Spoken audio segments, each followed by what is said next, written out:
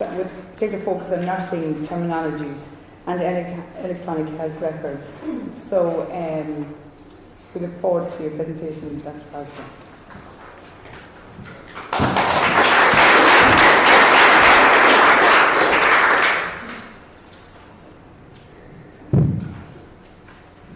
Morning. I come over here every year to teach at Trinity on the Masters in Health Informatics, and I teach a module on terminologies. I'm just wondering, has anybody here endured that module? Is anyone an alumnus here of that course? Yes. Okay, so some of this will be consolidation for you, but you're one of the experts now. Everyone that comes out of my class is an expert, and you'll be able to chip into the conversations later. So thank you very much for the introduction. Thanks all for coming. This is an amazing turnout. I'm absolutely delighted. There's so many people here to start a serious conversation about a very exciting phase in Ireland's health history. I should declare an interest from the start. I'm director of the ICNE Health Programme. Part of that programme involves the development of the International Classification for Nursing Practice, ICNP. You will be having a separate talk about ICNP by Pam later on. So if I show bias, it's unintentional because that is not what the ICNE Health Programme is about. So we happen to develop a product because we feel that there's a gap in the market for a product. The market being a kind of fluffy, non-financial market. But if there wasn't a need for it, we'd stop developing it and we'd continue with the programme itself. So I don't want you to feel that I'm doing a pitch here for ICNP. We're agnostic about terminologies. We happen to develop one, as I say, because there's a gap, but we're agnostic. Our main aim is the transformation of nursing through technology, and that involves standardisation to some extent, particularly around the main currency of healthcare, which is information. And how that is standardised, we're kind of ambivalent to. It's good if people choose ICNP, it's good if people choose NANDA. So hopefully I'll represent an unbiased view. It's a confusing space. On the first face of it, it seems so simple. Choose a terminology. Which one? Does it matter? Don't know. Then as soon as you start kind of scratching the surface of it and thinking, well, start thinking, shall we? So the decision might be, let's start using a terminology. And the very decision, which one, opens a whole can of worms. So where you start comparing and contrasting different terminologies. And then you get into a kind of a technical space about both the internal characteristics of a terminology and then the external drivers that are around adoption. So part of this, part of my role here, I think, is to unpack some of the complexity about it, to hopefully dissolve any kind of myths, but also get a conversation going. So the most important thing is to talk. You'll be aware of a national programme for information technology that happened in the UK, and we probably received press here about how disastrous it all was. That's certainly not the case. What we failed to do as a profession, nursing, was to step up and articulate what we actually wanted out of systems. And I'm seeing it time and time again in different places in the world as nurses are reluctant to step forward and demand the tools that they need to actually do their job. And I think one thing that should come out of today is that I don't want you to come out all aggressive and fighting, but come out thinking, okay, it's time now for nursing. We've got technology to support one of our key functions, which is about information and information brokerage. There are tools that will help us do it. Let's start articulating the things that we need, the requirements that we have to make those tools very useful for our practice, not just tolerable within our workflows. So what I'll do is I'll do a fairly speedy introduction giving some background. I'll talk about why nurses do need terminology. So I think the fact that you're in the room demonstrates a point, and I can probably skip over much of that. I want to talk very briefly about types of terminology, and then focus, start kind of really open up the kind of worms or the debate about the criteria for selection of terminology. And so, hard and soft internal life, so it sounds kind of rude actually. Think about the criteria for selection being hard criteria and soft criteria, and you'll see what I mean by that towards the end of the talk. And also thinking about the kind of internal characteristics, which is what we tend to focus on, is the internal characteristics of terminologies. But then think also about possibly more important external factors that drive any kind of decision making about terminologies. One obvious one being cost. But there are many others that are not actually characteristics of the terminologies themselves. I don't know if anybody's been to Geneva. This is definitely the most exciting thing that happens in the city. It's a very quiet place, Geneva, that kind of closes down at about 8:30 at night. This is the jet d'eau in the middle of the lake. If you do get to Geneva in the summer, it's absolutely wonderful to swim in the lake. You can do it between meetings. So I've been out at lunchtime, I've had a swim, and then come back with my suit on. I would have wet hair, but... So just by way of background, the ICN is a federation of more than 130 national nurses associations, including Ireland, representing more than 16 million nurses worldwide. That's a lot of nurses. It's not all of nurses, but it's an awful lot of nurses. And basically, its role is to advocate for nursing. And so naturally, given that healthcare practice is changing, nurses' practice is changing, one of the advocacy roles is around informatics, about information technology. Very proudly, the ICN is the oldest global health professional organisation, predates all other professional bodies. But I don't live in Geneva, I don't work in Geneva even very often. I work in Salford, which some of you will know, most of you will know Manchester, some of you will have heard perhaps of Salford. This is what Salford traditionally has always looked like. Well, it probably looked like trees and fields in the past, but since industrialisation, this is more or less what it has looked like. And if you take away the fog and change the street lamps, put a small layer of tarmac over the cobbles, and it looks pretty much like this still. It's got a long history of people kind of scrutinising it, of it being a great place to kind of observe people. This is a quote by Friedrich Engels in the Condition of the English Working Class, which it's drawn from. So that research was based in areas of Manchester, one of them being Salford. And Engels came over. He was very privileged, from a very privileged background actually. But he came over and saw how people were living, and thought, oh, I can scrutinise this. I can write about these people. And we're still doing a lot of research on people because of the levels of deprivation that there are in the city.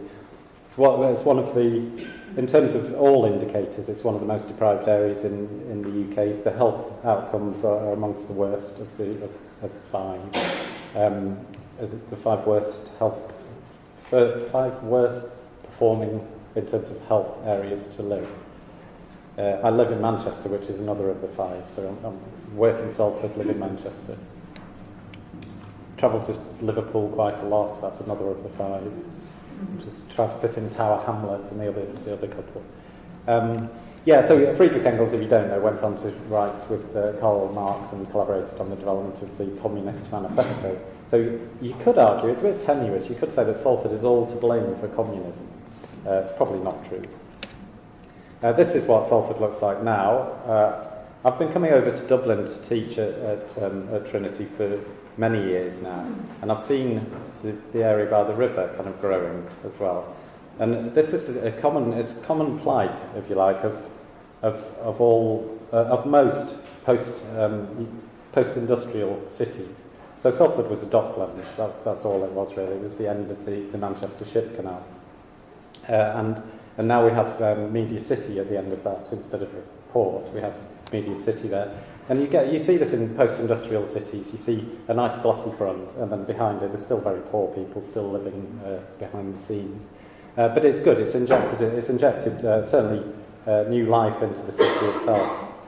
The Media City itself sits right on the border with Manchester, and if you turn round, some of you will of course have been there, the Theatre of Dreams is there, Old Trafford football ground where Manchester United play rather badly at the moment, but they do play there.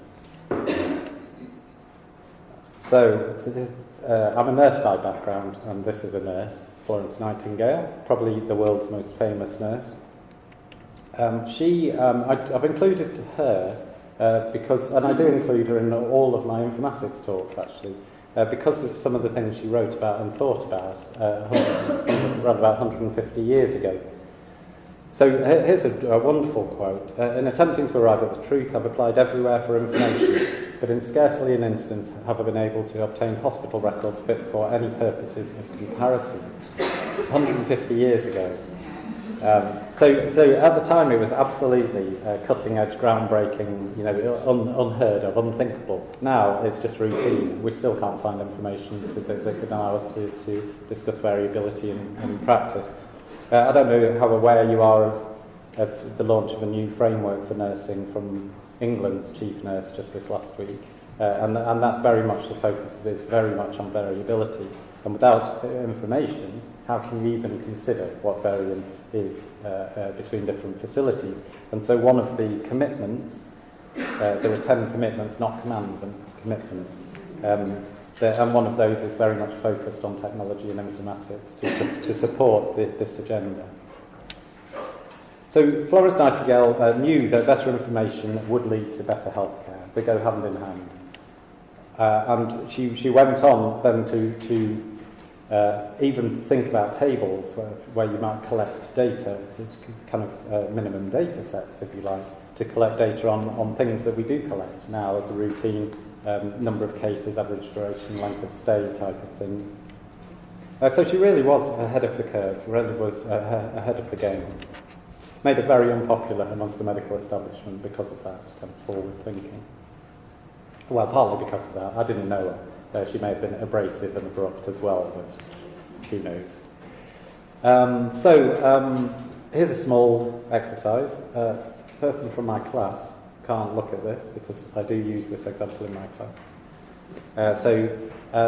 Just to think about what year this might have been. This is a published article, Automation of Public Health Nurse Reports. Automation sounds a bit old-fashioned, so I'm giving you a clue here. It's a long time ago. It was published in 1965 when I was just 3 years old. Amazing really, because the article itself contains this, which I remember things like this from when I was leaving secondary school. We had a secondary school examination, which was kind of you had a multiple choice questionnaire, and you had to put a pencil mark on, and then that was read, optically read. So this is optical reading. But if you take away that kind of technology side of things and the kind of clunkiness, this form is not unlike something that you might use today in an informatics context, which is good. I think it's amazing that in 1965, when you think that the PC wasn't around until the 80s, 87 or something, I think IBM's PC came out, unbelievably recent. The mouse was around 1990 or something. So this is in 1965. The disappointing thing, of course, is it looks very much like something we would use today. So similarly with Florence Nightingale 150 years ago talking about the issues that we still face today, here we are with a latent technology, a kind of experimental technology that could still be being used today. So even though we're thinking about, even mice are now almost redundant. We're going through the technology, which is it's great that technology is advancing. We were talking about Fitbits and smartwatches before, but actually the underlying informatics really hasn't changed very much. And here I am, a researcher of 25 years. I'm partly culpable for this. Why have I not advanced the field? So I see all of this is leading up to this. If there was information technology around the time of Florence Nightingale, she would have been using it to support that drive for comparable data. So here we are. We have these words: e-health, informatics. Essentially, so WHO, the World Health Organization, considers e-health to be the use of technology and communication technology, the use of information and communication technologies for health, the use of ICT for health. So I don't like the implication that we were talking about solutions looking for problems earlier, and this sounds a bit solution-oriented. So the use of ICT, it'd be much better to say health, the support of health through technology. So you're making health very much the focus rather than the implied focus on technology. So examples you'll be well aware of, electronic patient records, particularly germane to the discussions today, but other things that we can't predict. We can't predict in 5 years' time what other examples there might be for e-health. So the programme, ICN does have an e-health programme, unsurprisingly, and it's very much about transforming nursing. And I think the starting point of the discussions today must be a recognition of the need for nursing to change, which is an uncomfortable recognition. But for a number of reasons, and you could start with the very obvious demographics, there's a number of reasons why nursing needs to change. So the e-health programme is about helping nursing to make that change, using ICT, using technology as an enabler for change. This is one of the products. So this is ICMP in, I don't even know the language. Sorry, it's one of the Chinese scripts, I think. So this is the kind of logical conclusion of our work: is delivering tools that people need to do their job, delivering tools that nurses need to do their job. So I'm going to backpedal a little bit. You will, coming from various departments, you'll be receiving over the next months or years propaganda, kind of obtaining buy-in from people. And it may come from the CCIO's office, it may come from nursing midwifery. It's the right thing to do, it's the right thing to secure your buy-in, but also it's important to keep an eye on expectations and to think about what can possibly be delivered. So here's some examples drawn from my experience of electronic support for everyday aspects of life, health being just one of those. So banking, shopping, travel, entertainment, and socialising. We all probably use technology for all of these functions, or some of these functions. Certainly travel, is I booked my flight online, and I wouldn't know how to do it without booking it online.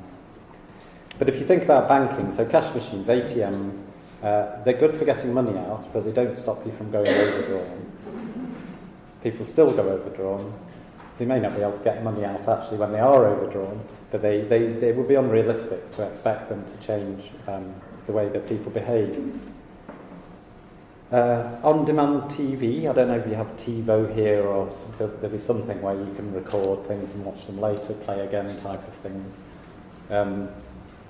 I still don't like EastEnders, Coronation Street, Hollyoaks, the list of UK-based soap operas. It's great that I can watch them whenever I want to, but I just don't want to, and it's unrealistic to expect the technology to make me want to watch them. Sat-navs, I bet people have... in fact, my wife got a speeding ticket just 2 weeks ago, and she was using a sat-nav with a beeper when the cameras were coming up. So sat-navs don't make journeys safer. You can still crash your car with a sat-nav. You can get to it from A to B very easily, much easier than reading a map, but they don't stop you from crashing a car, and it would be unrealistic to expect it. And I mentioned online bookings, Expedia, etc. So web-based travel can't make the sun shine, although bizarrely today it did. I wonder whether that was Expedia that made the sun come out. But I can't live without them. I definitely can't live without these things. I probably could live without them. But actually they've become kind of indispensable. But within their place, with the expectation that I might still go overdrawn, I might still crash the car, just making life a bit better. And so I think it's good to keep hold of expectations when it comes to health technology as well. There's some things it can do and some things it can't do, and just keep a kind of rationality about it. So what I'd like out of the work that I have been doing and will continue to do is that we're continuing to push things forward. So you in this room is an example of that, trying to move things forward for the better. There's many things that we do know, there's many things that we don't know, and you here are facing that kind of level of uncertainty. And it's exciting, it's a whole wealth of opportunities open up. What I want is for people to be really actively engaged and working in that space. I'd like data to be available and routinely used for the benefit of patients and for nurses and for carers and for patients themselves. So routinely used, not just as a kind of additional thing, audit type of thing that we do periodically, but just absolutely part of the workflow. The same about e-health systems. So having technologies that support us in the same way that technologies support other aspects of our life in that kind of embedded, integrated way.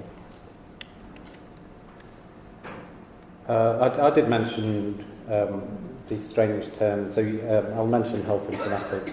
It's similarly kind of vague. It's using information, something we've always done, but using it responsibly.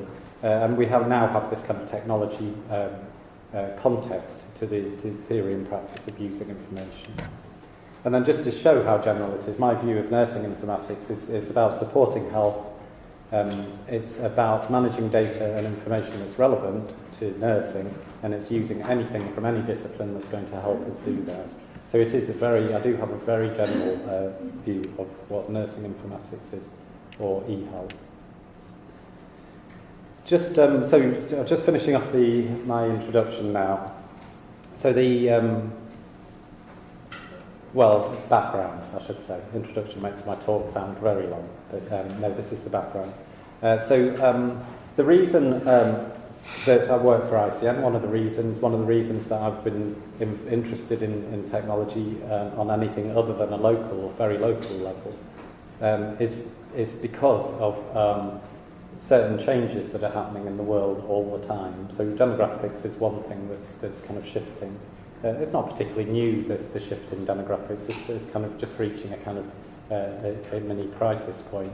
But there's other things that happen, shifts in illness patterns, epidemics, etc. And I do have quite an expansive view of informatics. So just to demonstrate, partly it's a demonstration of the importance of nursing, but also the opportunities for technology. This is a map of the world. You'll probably be fully aware of this.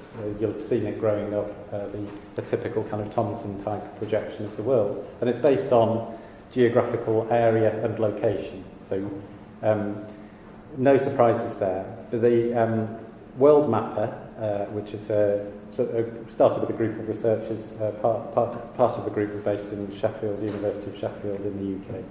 Have found a way of kind of showing the world in according to different criteria, so not in terms of the geographical area, but in this case in terms of the proportion of people living with HIV/AIDS in those areas. So it's a proportionality thing, so you can see America's shrunk down quite significantly, Africa has bloated out, India's bloated out, Australia's all but disappeared, Japan's all but disappeared. And then if you look at the world in terms of the proportion of people working as nurses in those areas, then you get a kind of almost a negative, almost a photographic negative of the previous picture. So just to animate it, so you can see,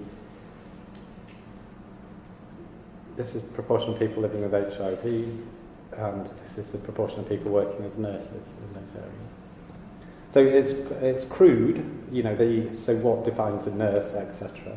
But it gives you some idea. And you can do it on a number of kind of significant issues. One at the moment, particularly important, is TB. So here's a map of people living with TB. And this is the nurses, again, proportion of people working as nurses. So the very keen-eyed amongst you will notice that Russia's very thin there when we know they've got a big TB problem. But to give you a kind of blunt look. So what's going to solve this problem? This is a really big problem because these are the people at the front line that deliver beneficial care to people with diseases like HIV, AIDS and TB. So there's a real proper crisis in many places. It's not just the odd place in the world. And one thing you could think is, well, let's send money out there. Let's run a Live Aid type thing. Money's not going to solve it. It'll solve some of the problems. It'll perhaps buy some medicines that are needed, but it won't solve necessarily the problem of no nurses because there's no one to pay to be nurses. There's not enough people there to become nurses. There's not enough people here to be nurses. We're in the UK. We're importing people from all over Europe now and beyond. So we don't have enough people to become nurses. So people is a problem, money's a problem, there's not much you can throw at it. One thing you can do is use technology appropriately within different contexts to ensure that there's some kind of equity across the board, but that people do get access to services where they live but when the services are being delivered somewhere else. So that's one of the things, one of the personal drivers for me, technology. So I'm going slightly beyond the remit of this day, but thinking about a more kind of global, international view of technology and informatics. And the things that you do here are trailblazing the solutions that will be applicable and be of value elsewhere in the world. Okay, so just to think, I'll just do a really quick whiz through clinical information and the rise of nursing terminologies. Clinical information, you'll be aware probably of the data, information, knowledge, wisdom kind of continuum. Again, it's a model. But if you think of data as being raw facts, then information as being facts that have some meaning to people, then clinical information is simply health-related information. So information that's in a health context. Just as an example here, any cardiology nurses here? Yeah? So you'll be able to interpret all these things here. For most people, if anyone with a kind of health background will know that this is an ECG, traditional ECG tracing. For those with no health background will think, I remember that from the beginning of casualty or ER or something. But you'll at least know that this is something to do with hearts. This is another tracing here, and the cardiologists will be immediately looking at it thinking, ooh, I like that elevation there, and then thinking thinking about where on the heart this might be happening, so knowing that there's some kind of incident to the heart and knowing where on the heart this might happen. So very useful information. So this is showing the kind of the layering of knowledge onto, the layer of meaning onto data. And that's the thing that we're trying to capture. So that meaningful data. So that's the thing that terminologies capture. And there are certain characteristics of information itself that we need to consider. Syntax, you'll be aware of that kind of grammar type thing that we all had to learn at school when we were studying French and German. So we know that the basic form of information. Getting more interesting is the kind of meaning behind what we're trying to say. So what's the meaning in the concepts that we're actually trying to capture? And then even more interesting, what's the impact of what we say? So what effect is what we say and write going to have? The meaning of something is very important in a health context. The effect of actually recording it and sending it and receiving it is much more interesting. And it's often overlooked. So we often think about syntax, we often think about semantics, and very rarely do we think, actually, why are we doing all of this? And it's actually to make something happen. It's to make a change or to promote a smoother transition between services. So it's about that kind of, the pragmatics of what we're trying to do is one of the key things. The other thing, another characteristics of information itself is thinking about kind of why codify things. Why codify things? And one of the reasons is to make it more efficient, and another is to make it comparable, make data comparable. One reason is it actually, by codifying things, you actually reduce the chance of errors. So the errors take on a different form. So if you look at this as a kind of continuum, and on the left-hand side, we're talking about numbers essentially, we're talking about integers, and on the right-hand side, we're talking about free text or spoken language. The unconstrained nature of the right-hand side means it's much more likely that you will introduce errors because you're talking about things like ambiguity. On the left-hand side, we're talking about numbers, and so the main errors would be you switch a couple of numbers around, so the kind of transcription type errors. But the goal with standardisation in this space is to get somewhere in the middle. So not to constrain people's language too much, but to standardise enough so that people aren't introducing the possibility of errors or avoiding ambiguities. It's less important in spoken communication because we can always clarify errors, we can always check our errors. One of the problems is where we're talking about interoperability between systems where people aren't involved. Then they need to be completely unambiguous. One machine needs to know exactly what the other machine is talking about. These are kind of desirable properties of information. So in terms of information in practical use. So the other two slides were about the nature, the form of information itself. This is information, making the utility itself of information. Is it what makes information useful? So is it there in time? Is there enough of it? Is there too much of it? Is there anything missing from it? Is it at the right kind of level of detail? Is it available somewhere else? Are we kind of duplicating data collection or information collection? Is it simple enough for people to be able to understand? Is it interpretable? Do the benefits of collecting it outweigh the costs? The benefits of having it outweigh the costs of collecting it? And of course, is it correct? So all very useful ways of kind of characterising information, but they're about terminology in use. They're about information in use, the practical application of terminology, not about the terminologies themselves. So using clinical information, the benefits that come from it, if you need any persuading, we could go on for a whole hour talking about just the benefits of clinical information and the benefits to nurses and patients themselves.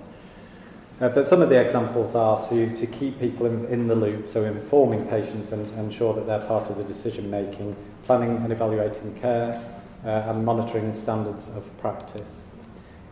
Also, particularly interesting to me is thinking about research, supporting research, thinking about staffing and staffing decisions, and then thinking also about where we might allocate resources most effectively. So these are all very good reasons for having clinical information. This is prior to terminology, prior to standardisation, to have information itself. So where we are, by and large, and this is the same in most places in the world, is that people are taking decisions at the point of care, typically at the point of care. They're recording those decisions in a clinical record, sometimes referring to those records in support of their decision making, and they're entering data into those systems either in handwriting or the equivalent of handwriting is typing in free text. And the worst compromise really is kind of inadequate checkboxing with a little bit of free text at the end of it, which the free text actually contains the meaningful stuff, and the checkboxes have been by and large perfunctory. So that's where we are, typically, and most places are not computerized. So most places are still very much in terms of handwriting. There's nothing particularly wrong with natural language. It's absolutely superb. I'm here spouting off. It's definitely the main currency for clinical information. So that kind of naturalistic language, either handwriting letters or speaking to each other or furtive notes in the pocket. So it's still the main currency and probably will be. Nothing quite beats having a conversation with somebody. It's incredibly expressive. I can say things in this talk, I can say it in a million different ways, more than a million different ways. And is familiar, requires no work on your part. This very kind of flexibility, this expressiveness and familiarity is its own kind of downfall in a way, because it makes it really difficult to analyse and reuse the data. So going back to Florence Nightingale's quote about finding comparable data somewhere, it makes it really difficult to find comparable data if you don't somehow constrain what people are recording. Here's a very trivial example. Is looking at the incidence of heart disease. A perfectly reasonable question. Let's look at the incidence of heart disease. And we would include in that, as nurses would include angina as an incidence of heart disease. Someone with angina is an incidence of heart disease. Strictly speaking, angina is a kind of syndrome or a set of symptoms around the underlying heart disease. It's not the heart disease itself. But we, without even thinking about it, know there's a heart disease when we're faced with angina. So the heart disease is some kind of ischemic heart disease. Angina is a set of symptoms or the syndrome that surrounds that. Mitral stenosis, another. We'd have no problem saying mitral stenosis is a heart disease. Again, without even thinking, mitral valve is part of the heart, as you know. It's not the whole heart; it's part of the heart. But we know, and we can just, without even thinking about it. We know that a disease of part of the heart is a disease of the whole heart. So we know that mitral valve disease is heart disease. You don't even know how clever you've been in doing that, but having tried to program that into a terminology, I know that it's really clever. So to make mitral valve disease a heart disease, the computer has to know. I don't like talking about computers as being these kind of thinking, intelligent things, but a computer has to know that the heart contains a mitral valve in order to make the mitral valve disease a disease of the whole heart. So blank faces let me know that I know that you don't realise how clever you are because you don't even know what I'm talking about. You're so clever you don't know what I'm talking about. Here's a very common problem is the ruling out of something. So saying that it's definitely not angina.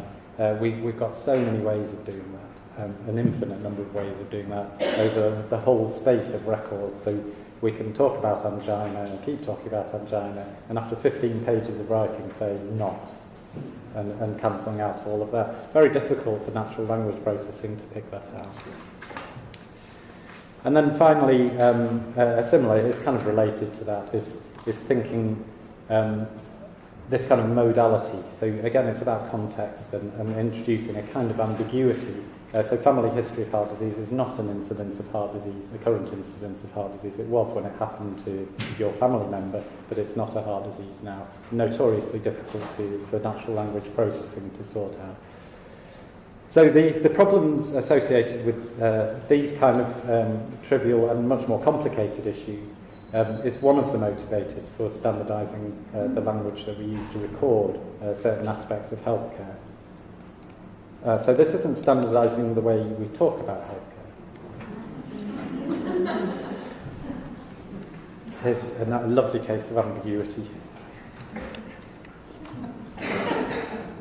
So the reasons, partly the reasons why we have terminology systems, partly also the fact that computers came along and it was possible to start thinking about standardising language. But actually this standardisation has predated all of this technology. Unbelievably the World Health Organization in its development of the International Classification of Diseases, they used to do it by conference. They still have network meetings, but they used to do it by conference. And I looked at one conference, it was around 1899 or 1900 conference in Australia. where international delegates went over to Australia. Now you think about that as a kind of jolly from work to go, if it was your job to look after classifications, I have to go for 6 months now, I'm going to Australia for a 3-day meeting. No, very interesting. And obviously that's a long time before computer systems.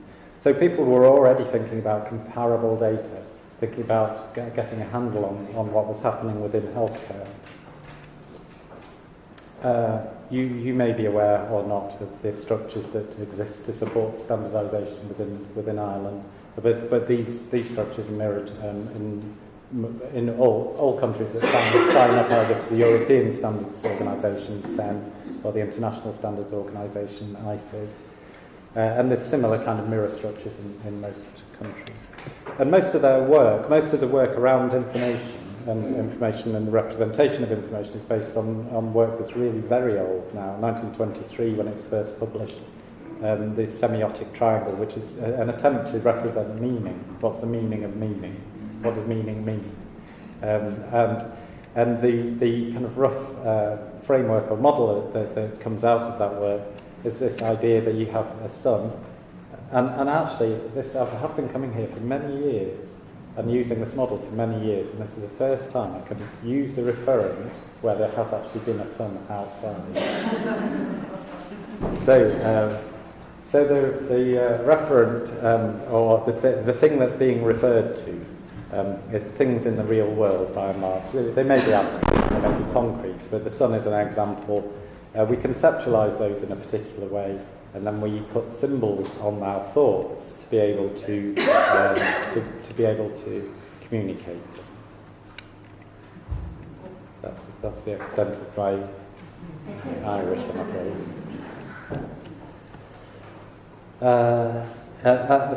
Thinking about standardisation, terminology for terminology systems. So this is the jumbled up of words that I showed at the beginning. So this is European gobbledygook to some extent. It's coming out of the standardisation world.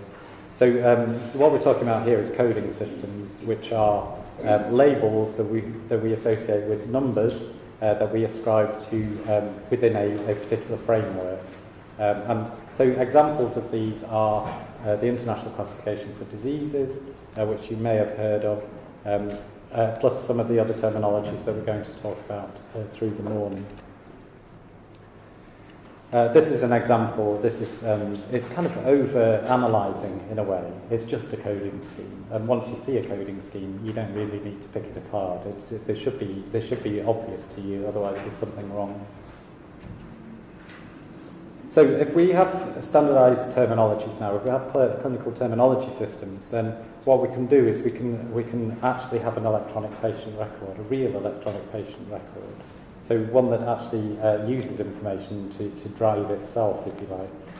So we're talking not just about clinical data capture. No, it's not just about entering data. We're talking about linking out to other systems for other purposes. So getting access to knowledge at the point of care, to linking with prescribing systems to effect an automatic kind of closed loop prescription to drug administration system. Also thinking about one of the real bases behind it, the development of our ICD, was this idea of returning data on a periodic basis so that we have a view of what's happening. And this is something that there's real opportunities for nursing. So epidemiology, the study of kind of disease, has been around for an awfully long time, hundreds of years now. Nursing really doesn't have an equivalent. So it doesn't really have an equivalent in the same way. Yes, we can look at diseases and we can participate in an epidemiological type of agenda, but it really doesn't have its own equivalent of epidemiology. And there's a real opportunity here that's kind of untapped. I've completely lost track of time, and I don't know where I'm up to. How long do I have? 5 minutes. Okay. Okay, 5 minutes. Hold on to your hats. There are lots of terminologies. These are within the Unified Medical Language System, which is a National Library of Medicine's attempt in the US to pull together commonly reported terminologies. And there are really, really loads of them. These are just the widely reported ones, and they're just a few that I've showed here. These are the nursing terminologies which are recognised by the American Nurses Association. Again, this is just a few of the total global collection of terminologies. Some of these aren't really terminologies, some of them are frameworks within which terminologies exist, like the nursing minimum data set. But here's an example of... So why are there so many? Why do we have any choice? It seems ridiculous. Why do we have to choose? And I don't really know why there are so many, but what I do know is that healthcare is really complicated, it changes all the time, and there are lots of people doing lots of different things, sometimes very specific things. And one of the main reasons, I think, is it's really easy to build a terminology for a particular purpose. If you have a particular purpose in mind, we could do one now. Within 30 seconds, we'd have a terminology for the coffee and scones that were available downstairs. We'd have a perfectly functioning terminology. If we tried to use that at lunchtime, we'd run into big problems because it's only talking about coffee, tea and scones, butter and jam, and they won't appear on the lunch menu. But it's really easy to build our own, so people do. They just build their own, and they have done historically, and those historical artefacts have kind of persisted over time. Partly because they're useful, so they're not... It's difficult to say one's better than the other. They've persisted over time because people have found a use in them. So, in order to think about terminologies, we're here. We're going to be talking about nursing terminologies, but there are also terminologies that are multidisciplinary. So they exist and cover more than nursing. We're going to be talking about the things that nurses are interested in, which we could say are about nursing diagnoses, interventions and outcomes, but we are also interested in drugs and other things as well.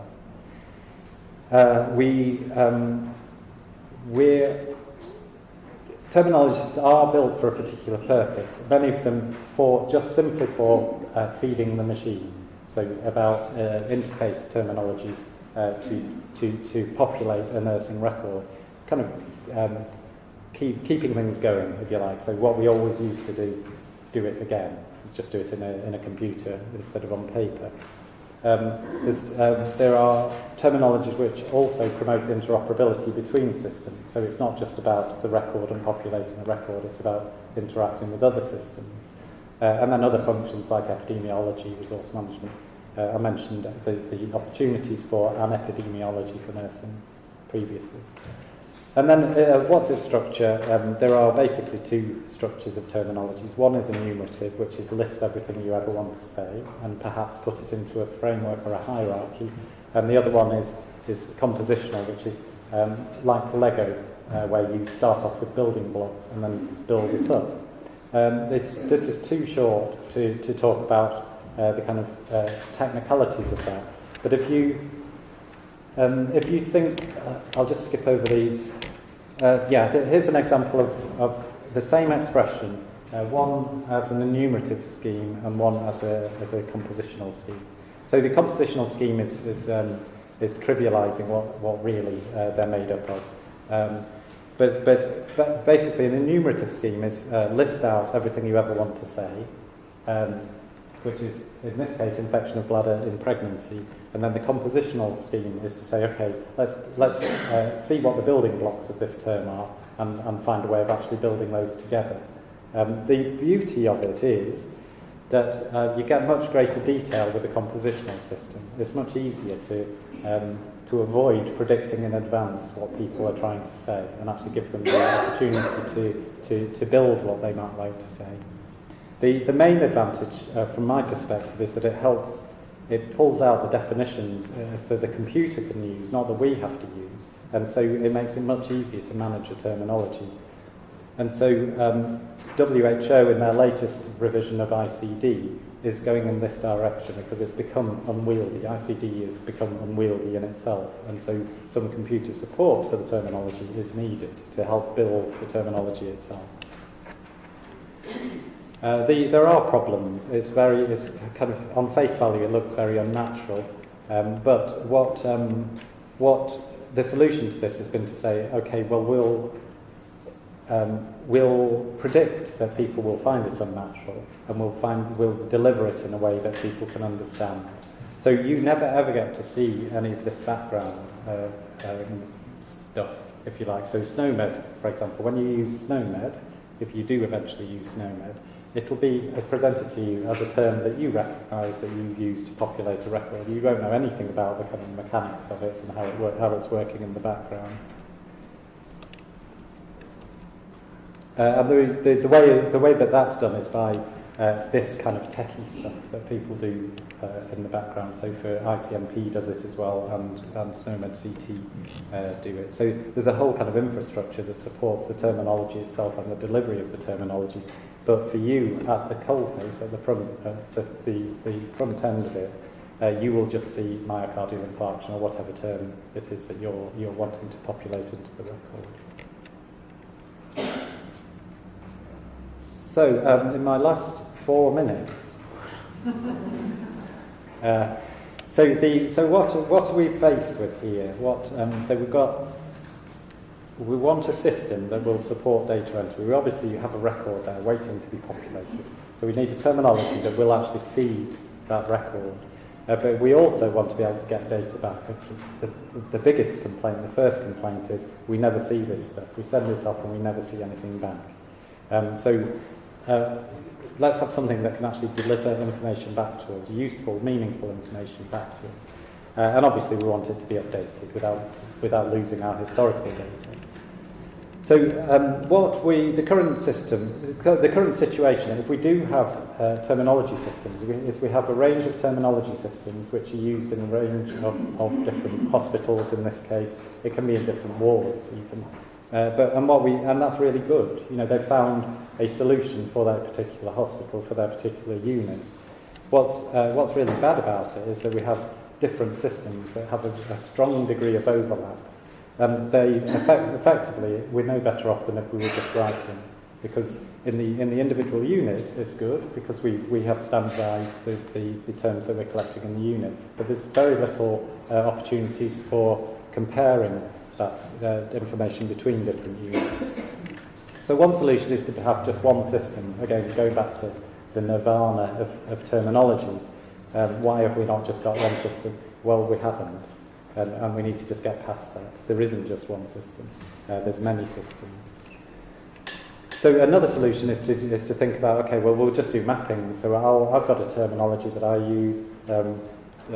Pam's got a terminology that she uses, so we'll just map between the terms that have something in common.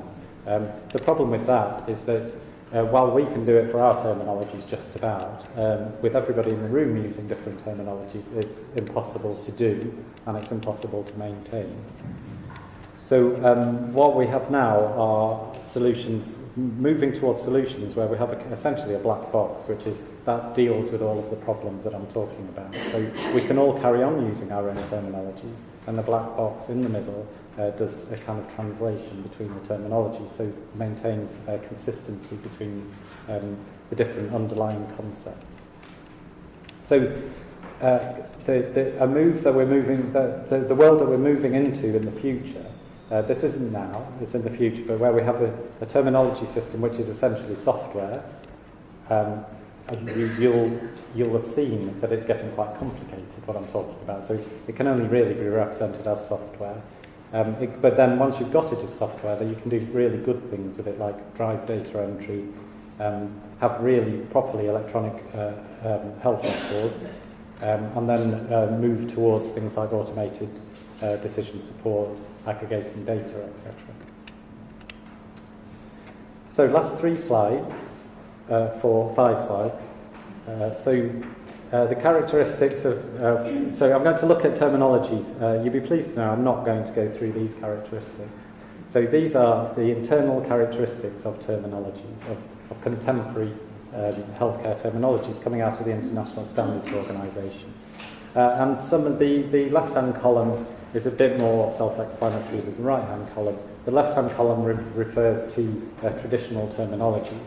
So and things that you might be able to see through the kind of Americanisms are non-redundancy. So you don't want more than one way to say the same thing within a terminology. otherwise you have more than one way to say the same thing, and you have troubles with comparing that data. So non-vagueness kind of speaks for itself.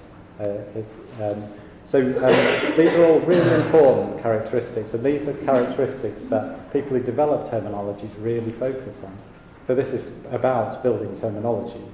So there's no real need to measure those things, in my view, because we should be demanding of the terminology developers that they measure those things and say, do you comply with the ISO kind of technical specification for the desirable characteristics of terminology systems, yes or no?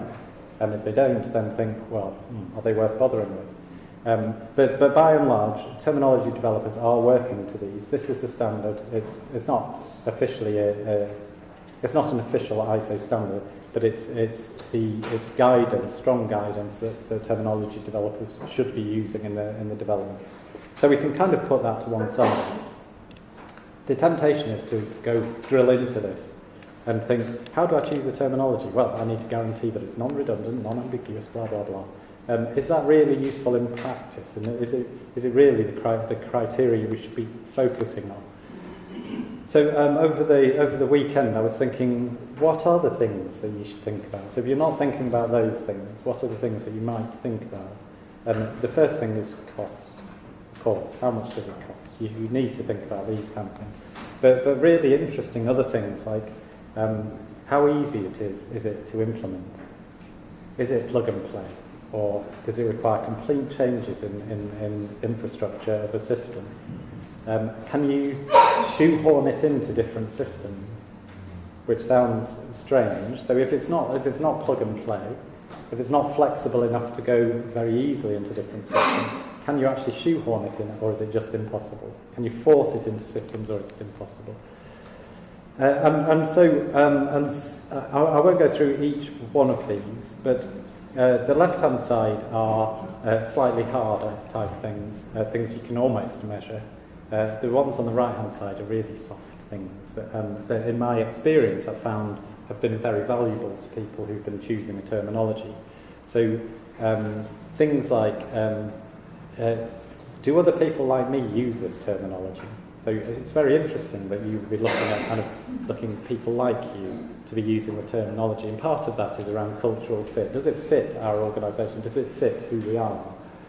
A palatable business model. That's another kind of big stumbling block, is who owns this thing and who profits from it, is another thing that people grapple with. Are they, is the organisation, is the people I interface with, are they nice to work with? Is there the equivalent of a red telephone where I can phone somebody up, a person up, and say, can I speak to you about this? I don't understand it. So all of those things on the right-hand side, they're not things that they won't appear in any kind of literature about how to choose a terminology, but they're all things that I think are really important in terms of the eventual buy-in to a particular terminology. And they're things that I believe that only the people that have to use them in the end, it's only them that know the answers to these questions. So the people who actually probably are in the position of purchasing the terminology on behalf of an organisation don't have a real feel for the right-hand side of the column, by and large. So I think probably if we go to questions later on, I think probably if we have that slide up, it may just keep the right kind of atmosphere in the room about the type of things we should be thinking about in terms of possible criteria for selection of terminologies. So and basically it all boils down to, is it appropriate for what you're trying to do, and can you actually use it to do what you're trying to do? So it's really quite simple. Does it do what I want it to do, which can be quite fancy, and can I actually use it to be able to do those things? So and in kind of conclusion, this really isn't. I'm going to. Some would say a foolish thing to say. But it's certainly a little bit provocative, but it doesn't really matter what terminology you use, as long as you use one. And the important thing is the imagination that you have to actually transform nursing practice. So terminologies can facilitate that, and many terminologies can facilitate that. What they can't do is give you what you have, which is the imagination to be able to make changes to practice. So thanks very much for listening. I'm going to hand it over to you now. You're the ones that are going to have to deal with this issue. Hopefully it's been useful background. So thank you.